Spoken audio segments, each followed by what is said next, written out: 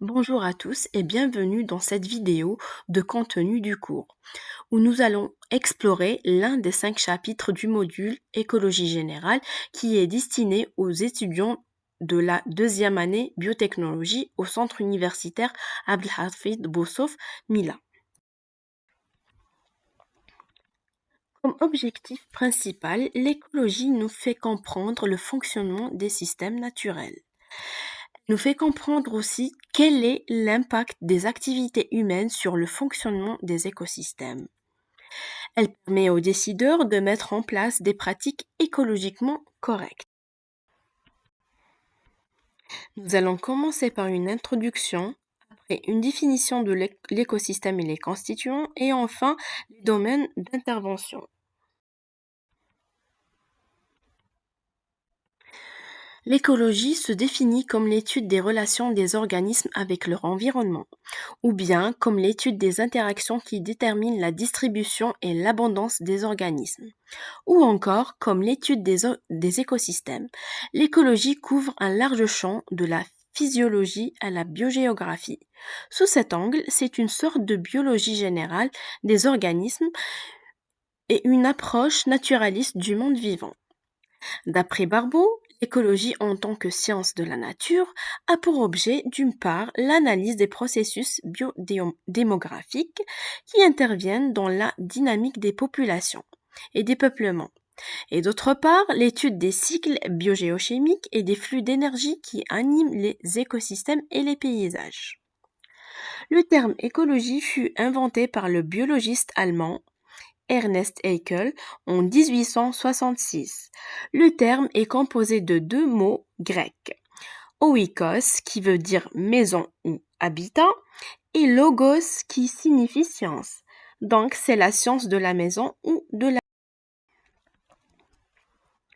L'écologie est une science pluridisciplinaire qui veut, qui veut dire qu'elle s'intéresse à plusieurs domaines de recherche ou d'études.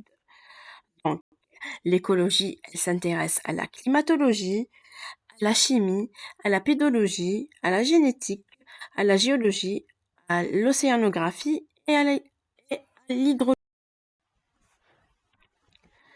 Définition de l'écosystème et des constituants. Alors, un système écologique ou écosystème fut défini par le botaniste anglais Arthur Tansley en 1935.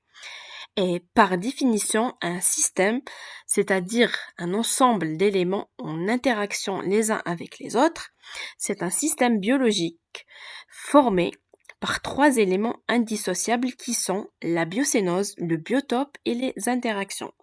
Un écosystème correspond à l'ensemble des populations vivant sur une aire géographique délimitée qui contient les ressources nécessaires à leur survie et à leur pérennité. Il inclut également les composants physiques de l'environnement avec lesquels les organismes interagissent, tels que l'air, le sol, l'eau ou le soleil. Un flux de matière et d'énergie relie les différents constituants de l'écosystème grâce à la naissance et à la mort des individus. L'ensemble des organismes habitant un écosystème particulier est appelé communauté ou biocénose. Alors, l'écosystème, c'est l'ensemble de biocénoses et biotopes. Domaine d'intervention. Les études écologiques portent conventionnellement sur 3 niveaux. Le premier niveau, c'est l'individu. Il constitue l'unité élémentaire du monde vivant, porteur d'un patrimoine génétique propre.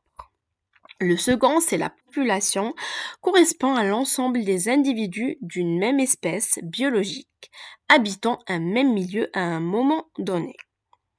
Le troisième, c'est la communauté ou la biocénose. C'est l'ensemble des populations d'un même milieu, peuplement animal ou végétal, qui vivent dans les mêmes conditions de milieu et au voisinage les uns des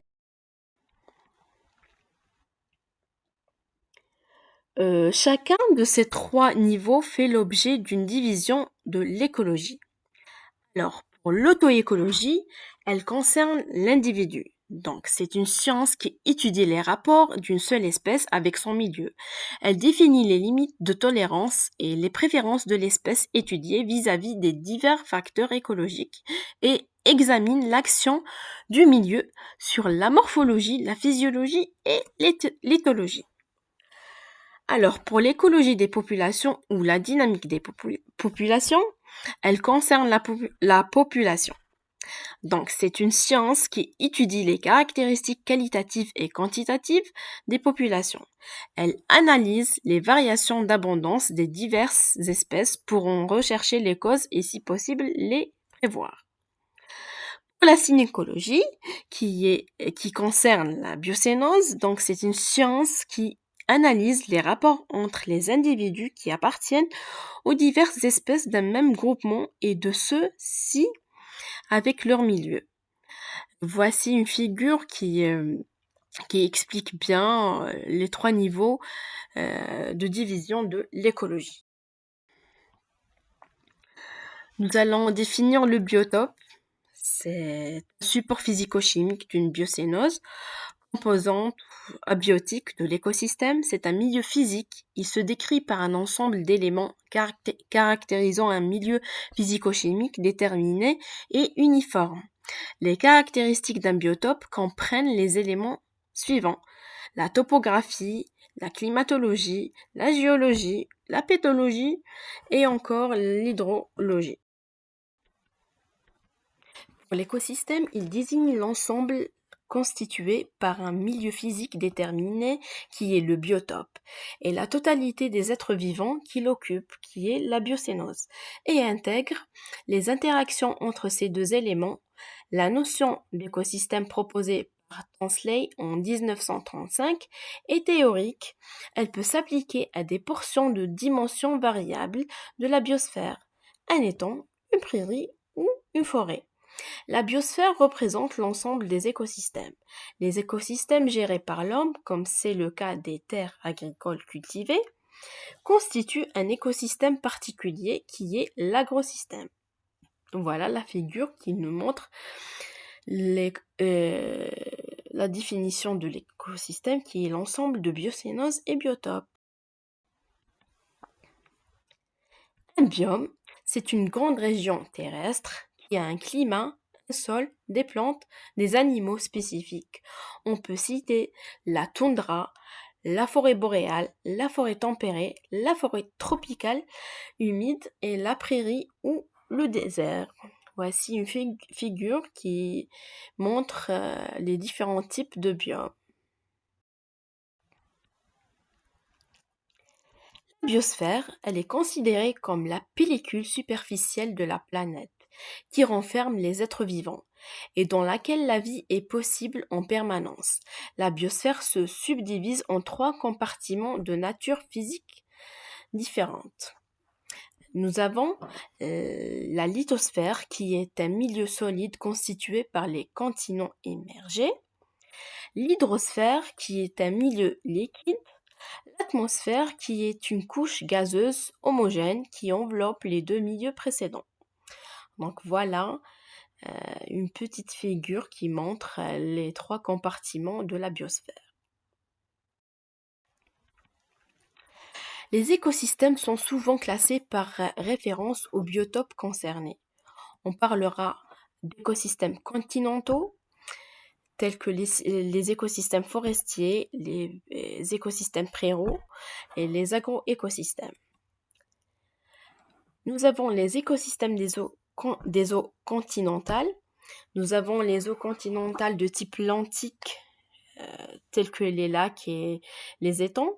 Et nous avons les écosystèmes lotiques des eaux courantes, tels que les rivières et les fleuves. Et enfin, les écosystèmes océaniques, tels que les mers et les océans. Voilà une figure qui montre les types des écosystèmes terrestres. Donc c'est la fin de cette présentation. Merci de votre attention. À bientôt pour une nouvelle vidéo.